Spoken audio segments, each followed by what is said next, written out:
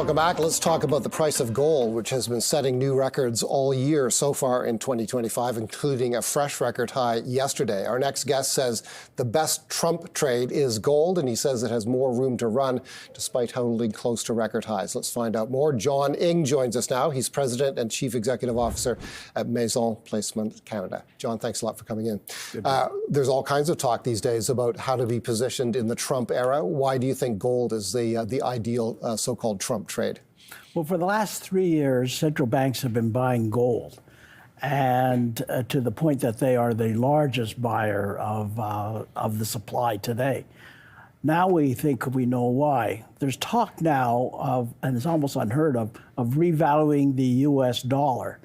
On the books today, it's at $42.22, and if they revalue the dollar to current prices, it would be something like, instead of $11 billion, it would be worth $750 billion.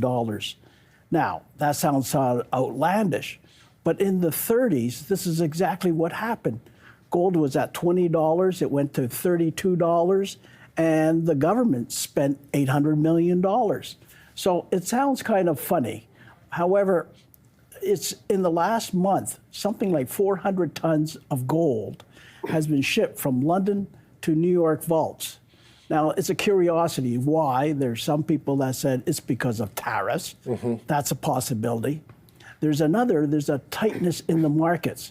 And today or yesterday, we have Mr. Trump saying we should look at Fort Knox, where the Americans have 8,133 tons of gold. That's where it's stored. But the last time it was audited, and this is why he wants an audit, was sometime in 1974, and it hasn't been audited since. That gold, something like 60% of America's gold, is held at Fort Knox, but it hasn't been audited. And there's a thought that perhaps not that gold, the gold's disappeared.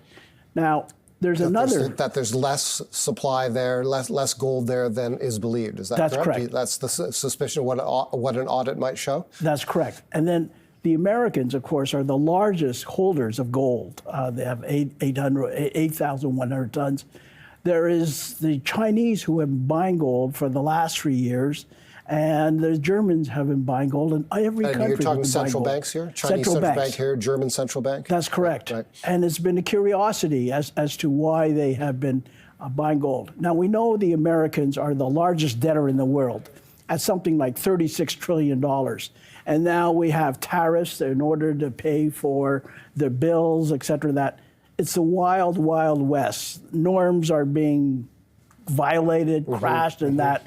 And really thinking outside the box, there is a possibility that gold could be revalued.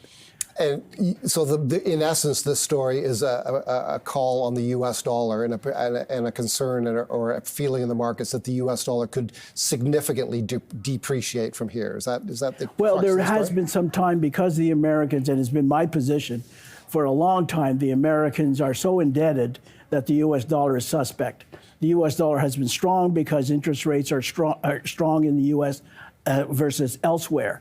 And so, but Mr. Trump also wants a lower dollar in order to help his exports. Yeah. And in 1985, they did that. There was a concerted effort by 5 countries to bring the U.S. dollar down. This time, I don't think Germany's not going to cooperate. The UK is not going to cooperate. So the Americans are sort of looking at all options. I'm not predicting it. This is just an option that's circulating around the gold markets today. Okay, so you've very recently revised up your target on gold to 3,300. What took you there? Well, I've been saying, as you know, for a very, very long time at 3,000, and no question that gold is trees don't grow to the sky. But a lot of the work that we have done feels that the next target is 3,300. I don't know how high gold will go. It all depends on what happens. Gold is a store of value, and there's certainly a lot of uncertainty in the world today. That's why gold's going higher. Okay, and in terms of investor exposure to gold, one option you like is gold developers. These are mining companies developing gold projects or gold mines. Are they still drilling, or are they actually putting shovels in the ground to build a mine? Well, it takes 15 years from the time you first discover a mine to the time you pour gold. These developers, there's 20-odd developers that I reviewed, and they have already discovered gold, and they're in the process of bringing that gold on stream.